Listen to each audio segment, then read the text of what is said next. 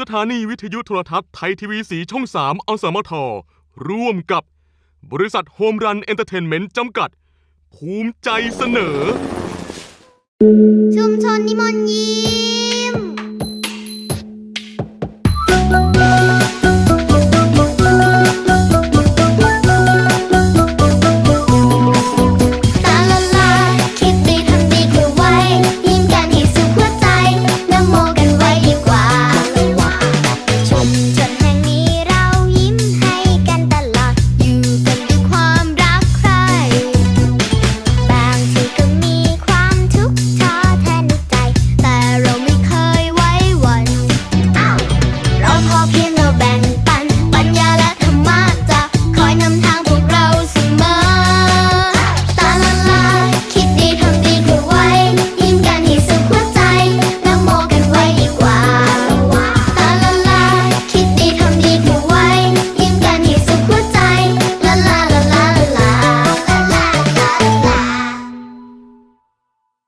ชุมชนนิมนต์ยิ้ม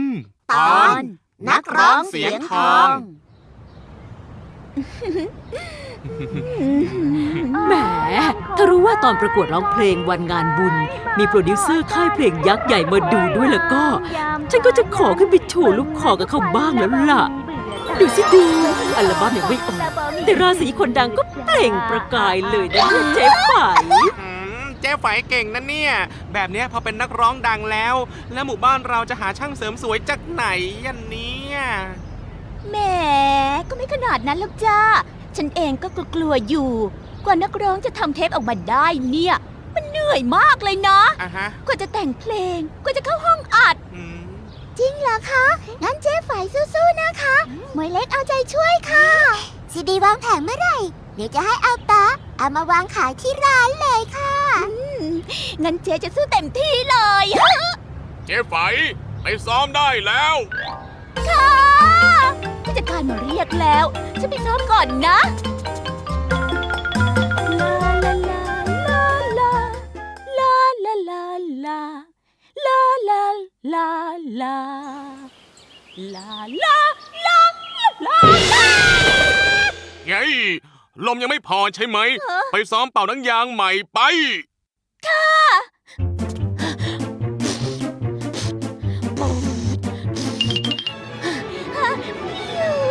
5 6 7 8โอ้ยเจ็บโอ้ยเจ็บตาลาลาคิดดีทำดีเข้าไว้ยิ้มกันให้เป็นลำไย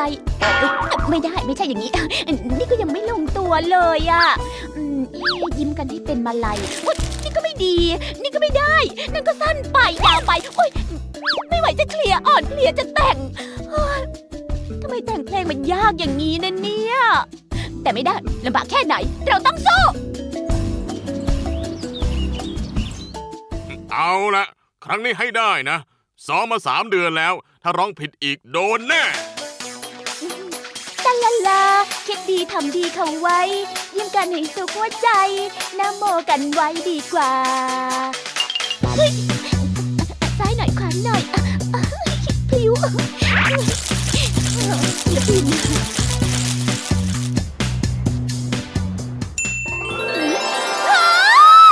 เสร็จสักทีซีดีอัลบั้มแรกของฉัน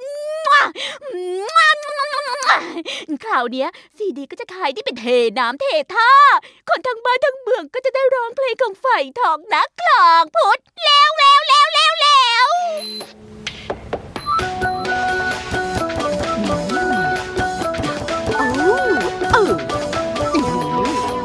ตาลาลาคิดดีทำดีเข้าไว้ยิ้มกันให้สุขหัวใจนะโมกันไว้ดีกว่าชุมชนแห่งนี้เรายิ้มให้กันตลอดอยู่กันด้วยความรักใคร่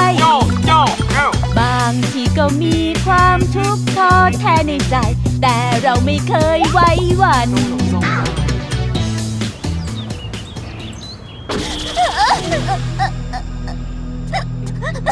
สะอื้นเชียว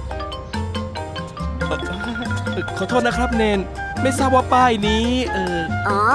อยากใช้อินเทอร์เน็ตฟรีเหรอโยมโอเชิญเลยเชิญเลย ฮะหมายความว่าคนที่แย่งลูกค้าโอไปก็คืออาตมาไม่ได้แย่งนี่ แต่เข้ามากันเอง อาตมาเห็นว่าดีออก ชาวบ้านจะได้ไม่ต้องจ่ายเงินแพงๆไปเล่นคอม ที่ชาวบ้านเขาต้องเสียเงินแพงเนี่ยก็เพราะว่ามันมีค่าใช้จ่ายนะ ผมต้องจ่ายค่าน้ำค่าไฟค่าเช่าที่นั่นเนนจะให้มาเปิดให้ใช้ฟรีๆได้ยังไงกันล่ะครับกว่าจะเป็นซีดีรู้ไหมฉันก็ต้องจ่ายค่าเช่าห้องอัดเพลงเสียเวลาแต่งเพลงทั้งซ้อมร้องซ้อมเต้นเหนื่อยแสนเหนื่อยพอจะขายเอาต้นทุนคืนมาก็ยังมีมือดีมาขโมยไปทำของปลอมเลยอ่ะอ๋อนี่แก้แค้นกันอย่างนี้เลยเหรอเนี่ยฮะอาตมาว่านี่ไม่ใช่การแก้แค้นหรอกนะอาตมาแค่เห็นว่านี่อาจจะเป็นวิธีที่ดีที่สุดที่จะทำให้หัวขโมยได้สำนึกผิดจะบ้างเท่านั้นเองจุยโอก็แค่เอาสิ่งที่มีอยู่แล้วมาเลียนแบบเท่านั้นเองขโมยในความหมายโยมโอคืออะไรล่ะก็คือการเอาทรัพย์สินของผู้อื่นมาเป็นของตนโดยเจ้าของไม่ยินยอมยังไงล่ะครับงั้นก็แปลว่าโยมโอได้รับความยินยอมจากเจ๊ไฝให้ทำเลียนแบบแล้วไม่มีมาขอเลยเจ้าค่ะจู่ๆก็ขโมยไปทำเลียนแบบเลยแต่ว่าสินข้อ2ที่บอกว่าห้ามลักทรัพย์เนี่ยไม่ได้หมายความถึงเงินทองของมีค่าอย่างเดียวนะโยมแต่งานที่เกิดจากหัวคิดสติปัญญาเช่นซีดีเพลงหนังบทประพันธ์งานออกแบบก็คือทรัพย์เหมือนกันถ้าไปเอาของเขามาก็ถือว่าลักขโมยเหมือนกันนะโยมโอทุกคนอย่ามองผมด้วยสายตาแบบนั้นสิครับผมรู้แล้วครับว่าผมผิดเนี่ยเอาอย่างนี้นะเดี๋ยวผมไปเอาซีดีปลอมทั้งหมดมาทำลายซะเลยนะทำลายซีดีปลอมทิ้งไปเลี้ยวก็อย่าลืมมาซื้อซีดีจริงจากอ้วกก่อนแล้วกังนะใช่ดีครับ